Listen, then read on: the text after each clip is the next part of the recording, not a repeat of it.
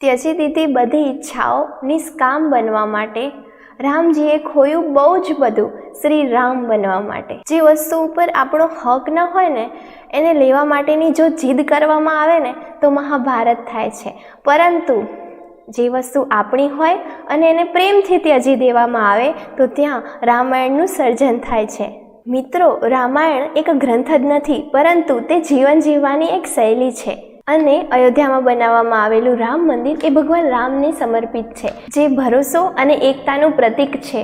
રામ મંદિરની વાસ્તુકલા પારંપરિક અને સમકાલીન શૈલીઓનો એક સમન્વય છે, જેનાથી એક એવી સંરચના બને છે જે દિવ્યતા અને આધ્યાત્મિકતાને પ્રદર્શિત કરે છે। રામ મંદિર કેવળ ભૌતિક સંરચના જ નથી, પરંતુ તે એક આશા, શાંતિ અને એકતાનું પ્રતીક છે। રામ મંદિર આપણને વિશ્વાસ અને સહિયારી સાંસ્કૃતિક વારસાની શક્તિને યાદ અપાવે છે। અને લાસ્ટમાં હું એટલું જ કહીશ કે આપસે બનતે હૈ સબકે કામ, આપસે બનતે હૈ સબકે કામ, જગ સે સુંદર આપકા નામ, इसीलिए सुबह शाम जपते रहो जय जय सिया राम, जय जय सिया राम।